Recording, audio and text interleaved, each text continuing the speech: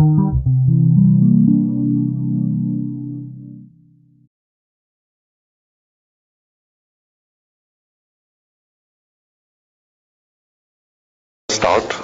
would like to thank Markus and the Logic Group for inviting me here. It's a very enjoyable stay so far. I hope I do not disappoint you when you listen to my talk. Okay, as Markus pointed out already, the title is Single Conclusion Rocks, Take 2. So this is the second time I give a version of this talk. And in the first version there were a couple of problems which are hopefully solved. We will see.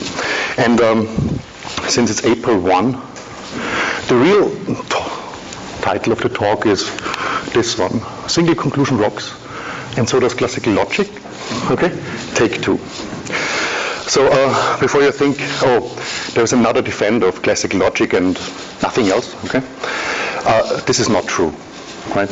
I'm just interested in a little bit in several claims that have been made and want to have a look if it's possible to formulate a single conclusion calculus in Gensson setting, meaning in, you know, the very familiar Sequent style, okay?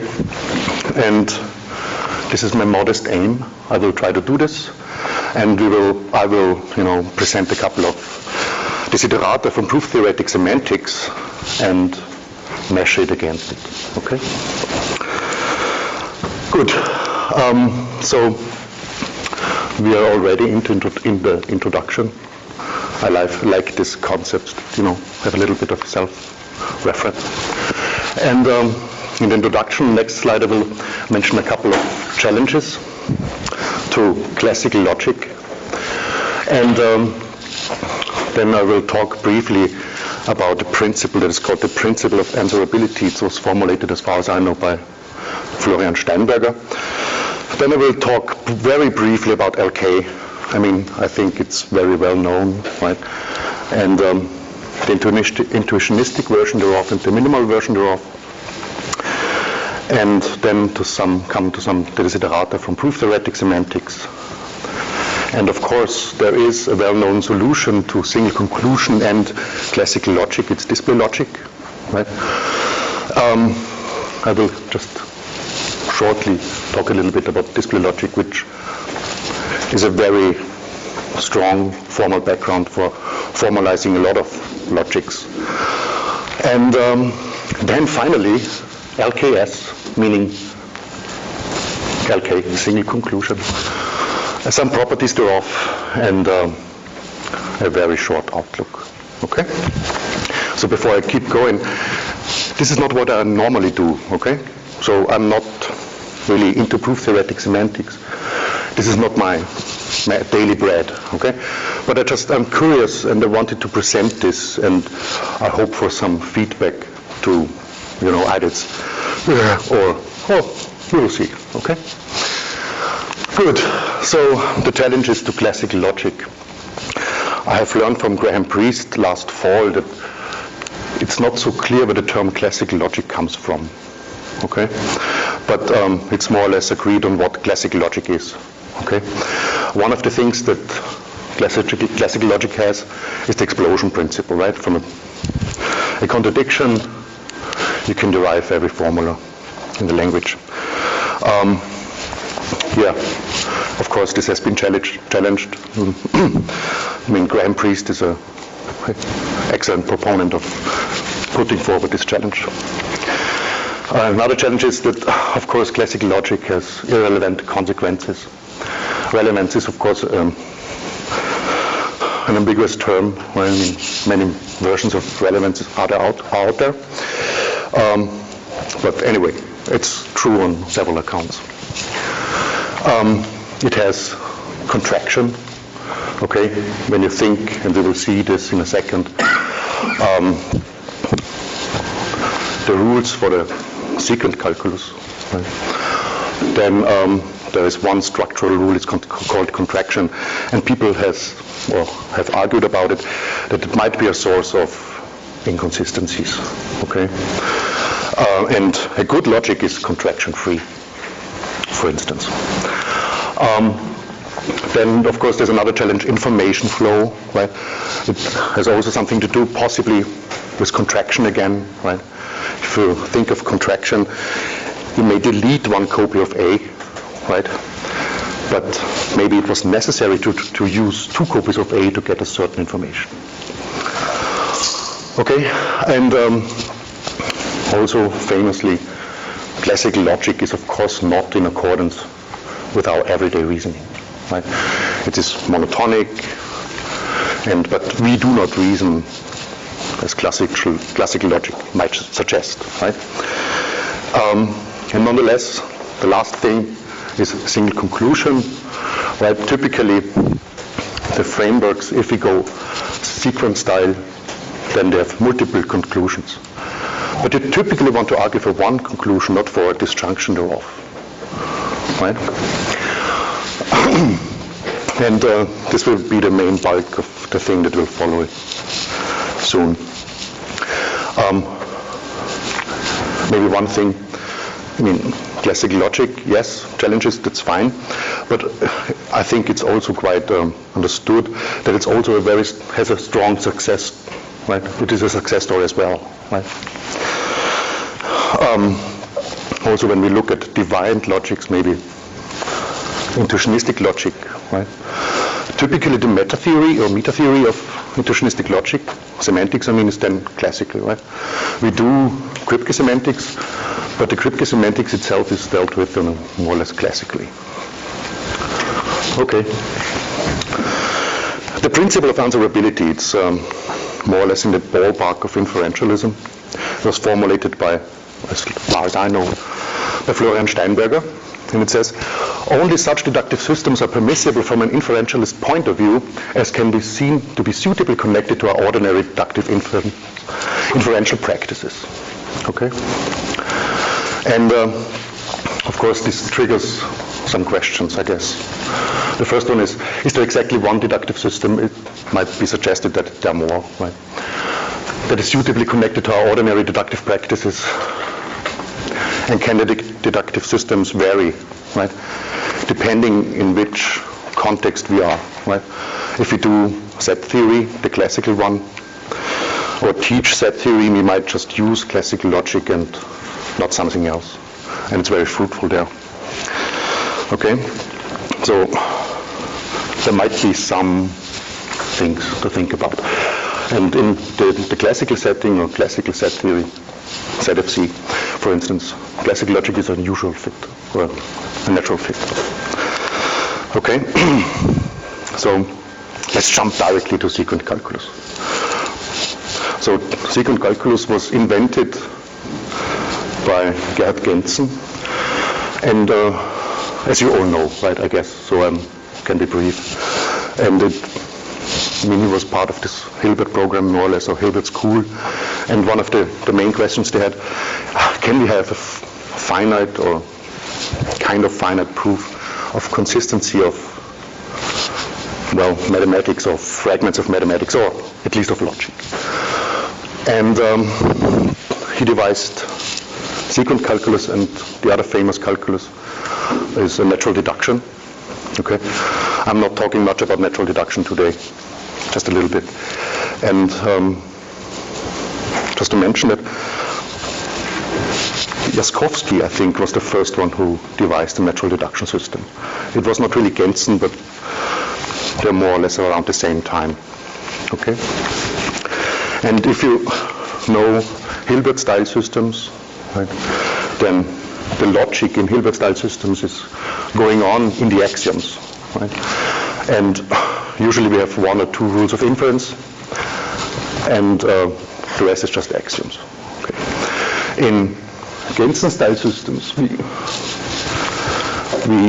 do not only have formulas, but also sequence, right? And sequence are just another syntactic objects that are given to you, and the logic is more or less encapsulated in the logical rules, and a little bit in the structural rules, of course, but also in the logical rules. And what are sequence? The objects of this form, gamma arrow delta. There are ways of reading this. Gamma proves delta, or gives you yields, or something like this. There's also a more modern version, bilateralism, I think, the incoherence reading. But for our purpose, it's just gamma proves delta. And typically, so the gammas and deltas are sort of either sequences of formulas, empty sequence is also a sequence, or multisets or sets of formulas. And I'm kind of traditional. For me, the lists of formulas are really in the Gensson setting. Okay, then an example is if A1 to AM are formulas, B1 to Bn. Right, also formulas, then the whole thing is a sequent where the typical interpretation is that the comma is interpreted as a conjunction on the left and a disjunction on the right. Okay, and this is also known as the denotational interpretation, right? And the competitor is operational interpretation, where we have gamma proves C, right? And where C is just a singular formula. And the beautiful thing about it is that it has such constructive flavor. It's known as the BHK interpretation for Brouwer, Heiting, and Kolmogorov. Okay, and I don't read the full quote, just the last part. The BHK conditions for Brouwer, Heiting, and Kolmogorov, which give the explanations of logical operations of propositional logic in terms of direct provability of propositions, can be put as follows. A direct proof of the proposition A and B consists of a proof of the proposition A and a proof of the proposition B. And the direct proof of the proposition A or B consists of a proof of the proposition A or a proof of the proposition B. Okay? So we can have a very constructive meaning there. I took this from Sarah Negris and Jan von Plato's book, Structural Proof Theory. I mean, it's in so many textbooks, it's just one example though. Okay, and since I want to do a single conclusion in Gensson's LK, I want to start with Gensson's LK, just briefly, because it's so beautiful, which it is. I mean, we start up with with an axiom, right, which is as trivial as it can be. It says A proves A.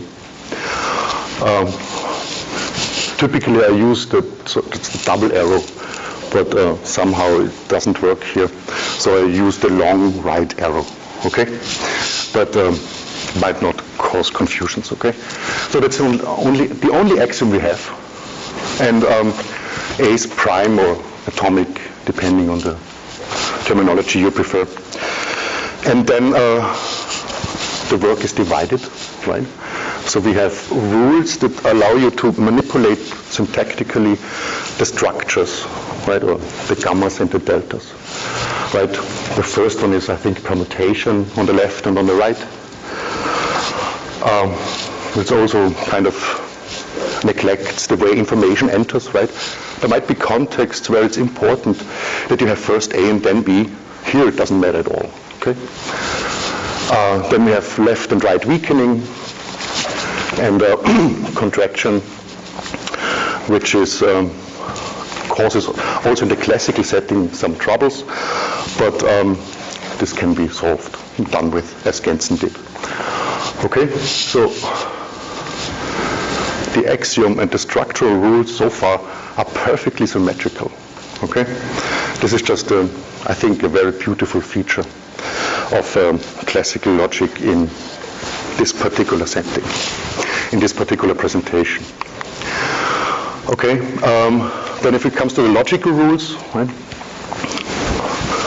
I mean, again, more or less symmetry. We have left and right rules, right? We can introduce negation on the left, negation on the right, conjunction on the left, conjunction on the right, implication and so on, okay? And they're all, I guess, more or less familiar. There are also different versions thereof, okay? For instance, this is the additive version, okay? Where we have just A in the antecedent and A and B in the conclusion, the multiplicative version is AB occurs also in the antecedent and the premise. Okay.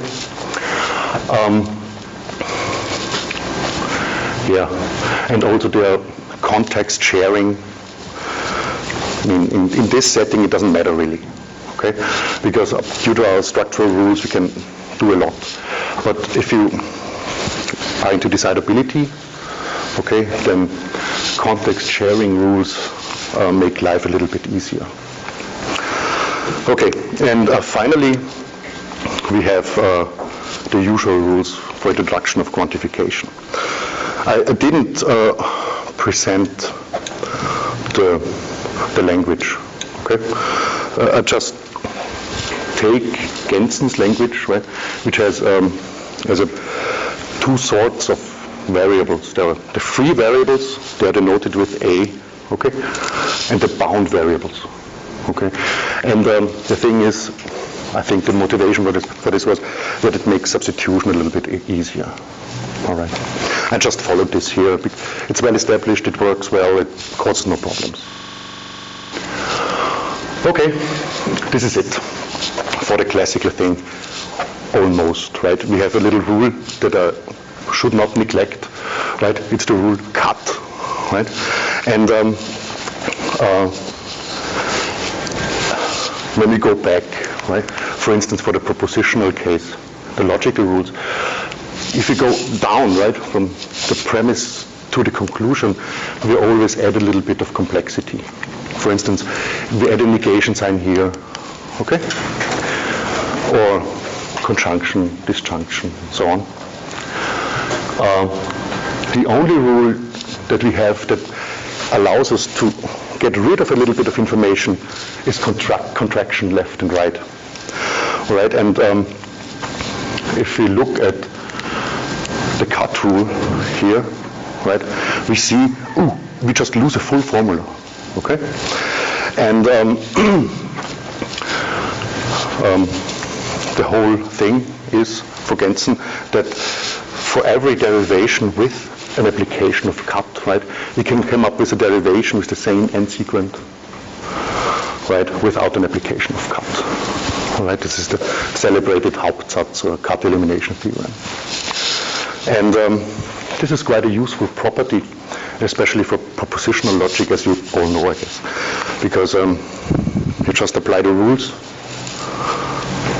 right, if you have a conjunction formula, and then go up, right, and then it's almost a mechanical way. You can have a mechanical way of generating derivations or deductions. All right, and I said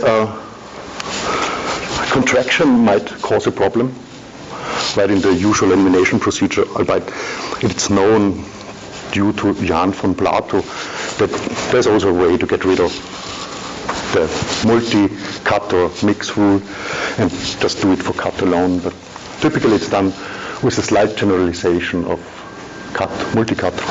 We eliminate not just one formula, but n or m copies of a particular formula simultaneously. The reason for this is a technical one, and the thing is directly connects to the rule, the structural rule, contraction. Okay, but multi-cut takes care of.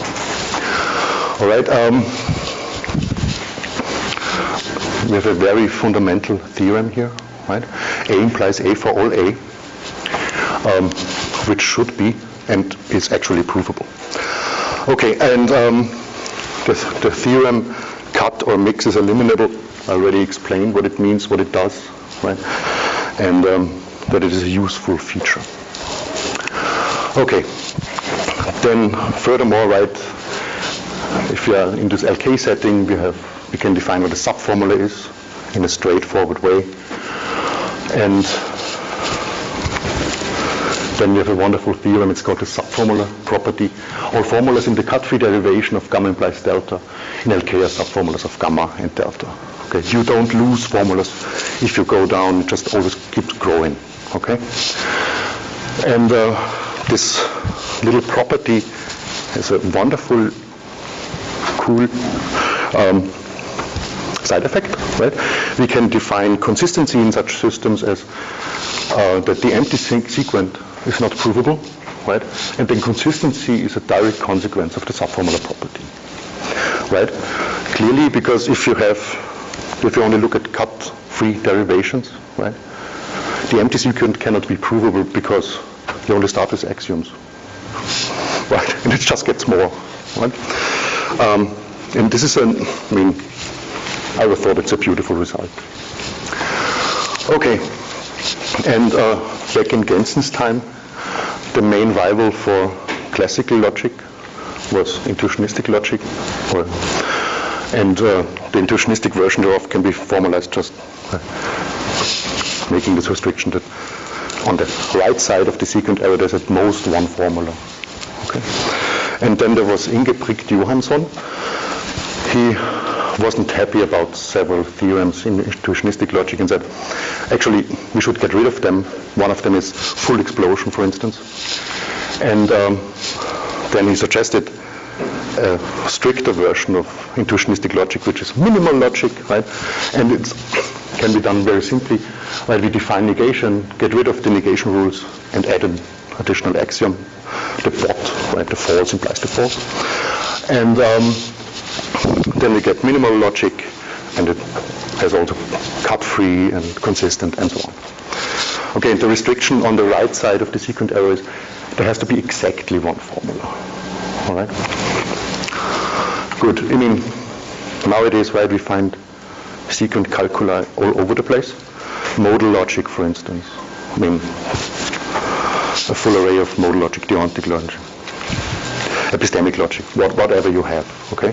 And of course, many extensions of the original setting was, for instance, hypersequence, okay? Whatever have you. Okay.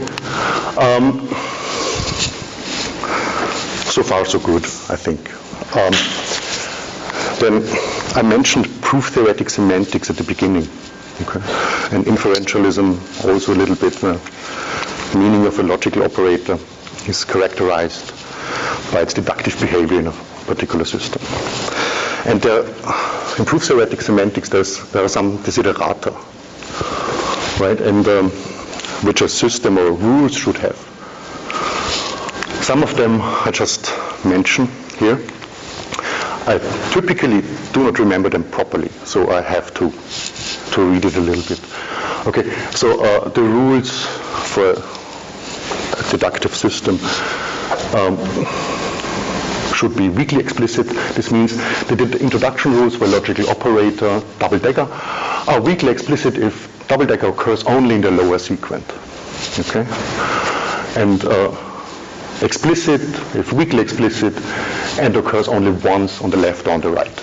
Okay, typically this is violated as soon as you do modal logic in a sequent setting. Why? Because the full symmetry you so nicely have for classical logic, for instance, totally disappears as soon as you do a simple modal logic, say K. Okay. Then separated, the introduction rules for a logical operator double-decker are separated if no other logical operator occurs in the introduction rules. Okay, again, modal logic, for instance, a system for S5 typically doesn't only restrict oneself to the box, but makes sometimes use of the diamond as well. Okay, then we have weakly symmetric. The introduction rules for logical constant double-decker are weakly symmetric if every rule belongs either to the left or to the right side. And in addition to this, symmetric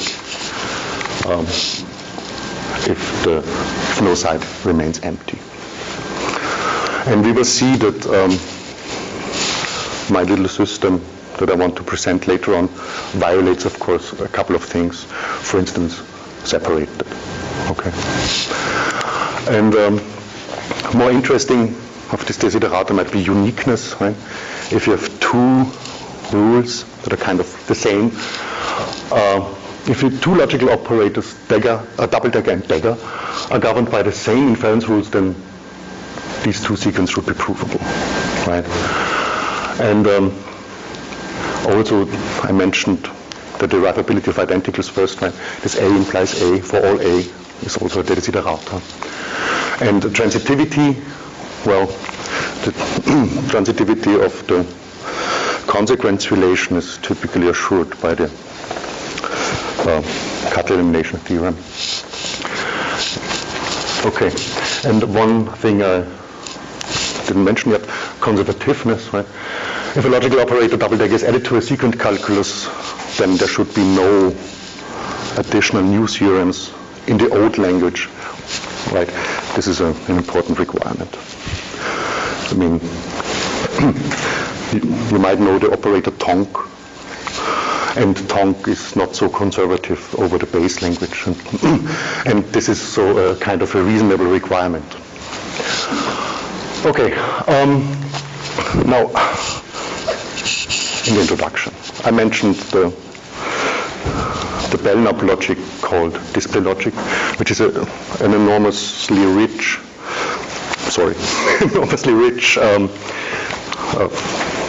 framework, all right? And what I just want to outline the basics of display logic, right? Because it is, of course, single conclusion and would be fine, right? But it adds a lot of structure that is hidden in the usual sequent calculus and makes it explicit, which is a good thing, right, in itself. But it makes some things more difficult. For instance, derivations, which are super easy typically some of the derivations are very easy in sequent calculus setting, and not so easy, let's say, in display logic. Okay, so display logic also has structures, right, and structural connectives, and formulas. Okay, and remember the comma on the left or on the right doesn't matter, right? It was like we just connect their formulas.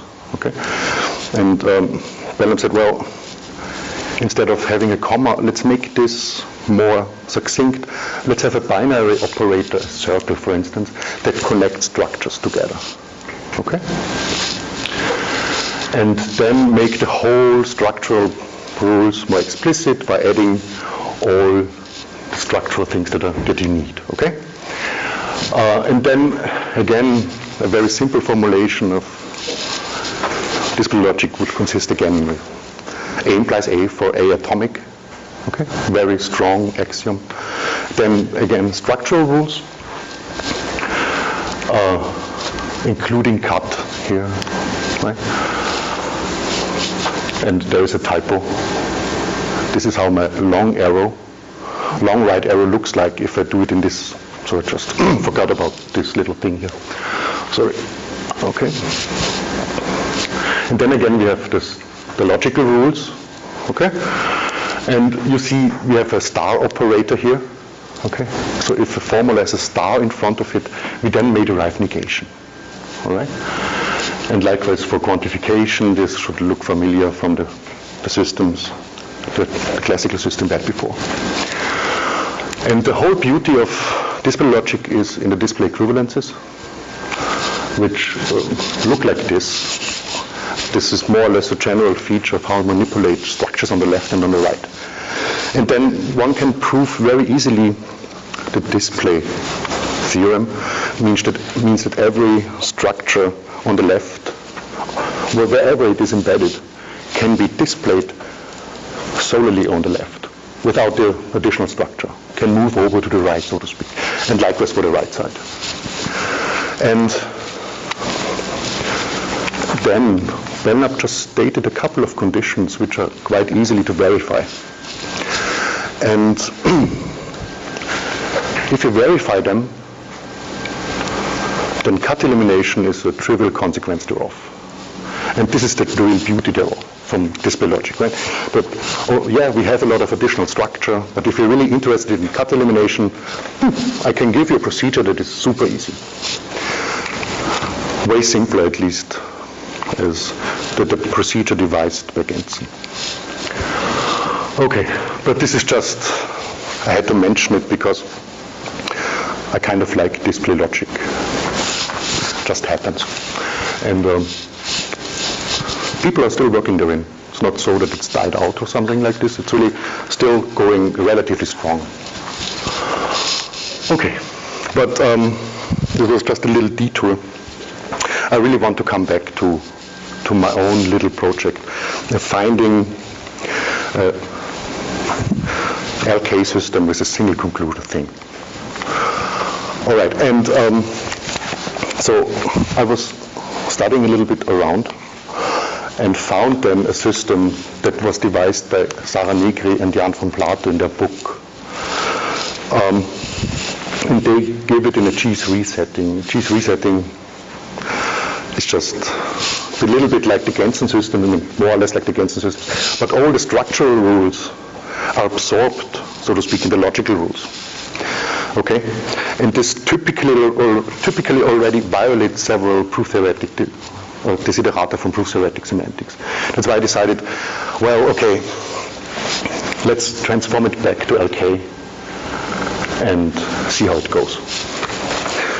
And so before I did so, in the take one of this talk, I devised a slightly different system. And it has no cut elimination, straightforwardly. And this is why I kind of wanted to find a new formulation that might not be in full accordance with the proof-theoretic, with the desiderata from proof-theoretic semantics, but I think it has cut elimination, okay? That's the thing. Okay, now we play the same spiel, so to speak, and we give a tremendous axiom, A implies A. I mean, it sounds or looks funny, but there are people who believe that the reflexivity of the error might not be a good idea. Okay, just saying. Here in this framework, it's very fine. Okay? Then we have the structural rules. Okay, and we want to have just one formula on the right. Okay, and maybe I should have renamed the whole talk in at most single conclusion rocks. So at most one formula in the conclusion rocks, because as you can see here in the right weakening rule,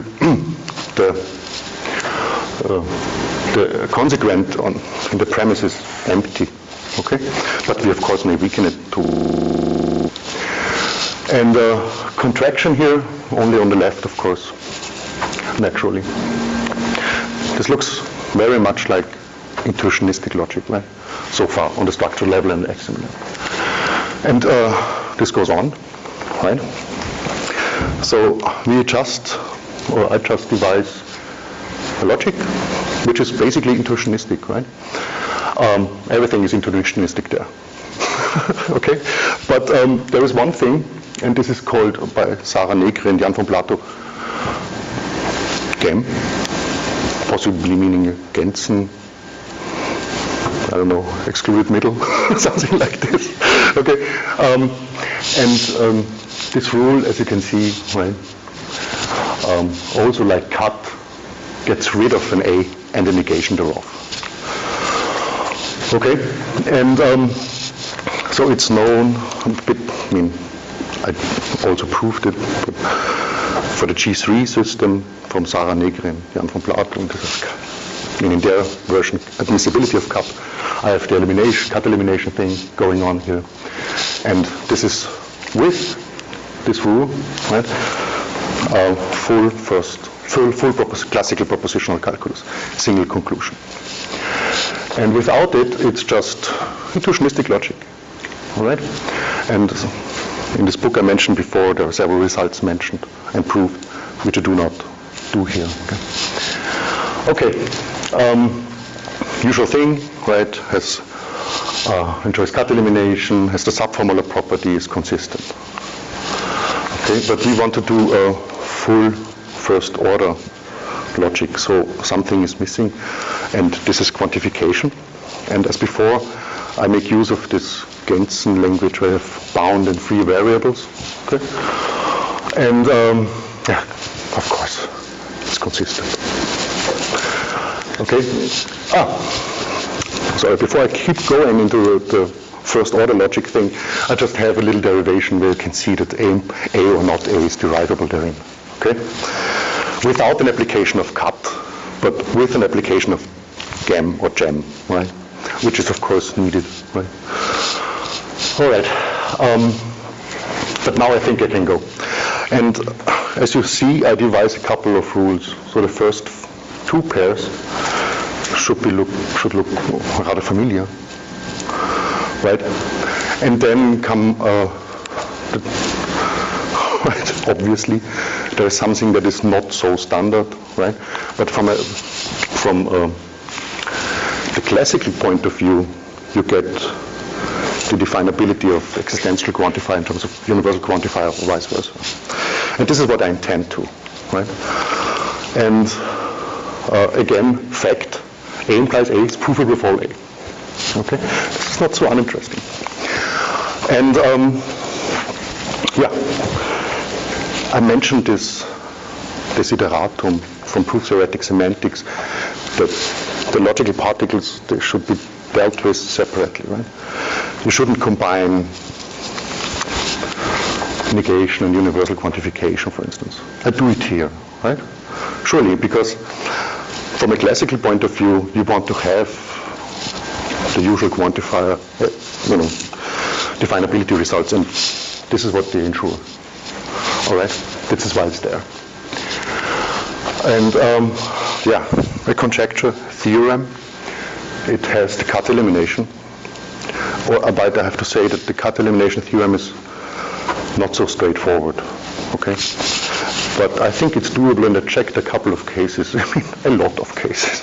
But when you do cut elimination on technical side, right, it's quite tedious. Let's put it this way. And there might be a mistake in there, but I'm pretty confident that this system might now work. Okay, it has some version of the subformular property that has to be formulated more subtly, and is then consistent. Okay. Yeah. Gratzl in 2005, I think, Multi-Conclusions was it, the title of this paper, put forward a nice little argument, right, that if you start with these premises, then you can derive for all x, f, or fx or gx implies for all fx, or there is an x, gx. And there is a disjunction on the left. This is not so easy to do. And for this, I would like to prove a theorem like this, that this is, if you can prove gamma implies A or B, gamma is not empty. That's very important. Then you can also prove in LKS this or this. Okay? And this might be done by a proof on induction on the height of the derivation. And if this theorem goes through, then we can have a couple of more rules, like for instance, gamma implies A or BA, and gamma implies A or for all x, bx. Also, paying attention, of course, to the conditional variables, as usual. And likewise for the negated version thereof, and for the negated existential quantifier. Okay, and from this perspective, we then can relatively easy and straightforwardly prove this little sequent here in our setting. Okay? Which was, in the original version I had of this talk, not so straightforward, not at all. Okay, finally, right, there should be something that really makes LKS classical, right? And these two theorems thereof should establish this. So it is really classical logic in a different setting, and yes, it does not satisfy all proof theoretic, all desiderata from proof theoretic semantics, but some. Okay, and this is almost my talk, right? Just want to have just a little bit of an outlook here. What about harmony in this setting? I mean, harmony comes in different flavors, like conservativity looks good, or kind of an equilibrium of the introduction elimination rules, or left introduction, right introduction rules. I have to check this. I guess it is. Then maybe it's also quite interesting to do some modal logic therein. I don't know yet, okay. Either it's boring, could be, or something else is happening. I'm not so sure yet, okay. And the last thing I want to mention is transparent truth, because it connects nicely to UConn. Transparent truth, right, is just you add a name-building functor, right, and the truth predicate, and then have true introduction on the left and true introduction on the right. And if you do this in the original classical setting, then it's not so consistent. But here we're in a single conclusion thing, right? And I really want to check if this could work or not, right? I don't know at the moment. Possibly it does, possibly might also not. Okay, this is already my little talk. Thank you for your attention.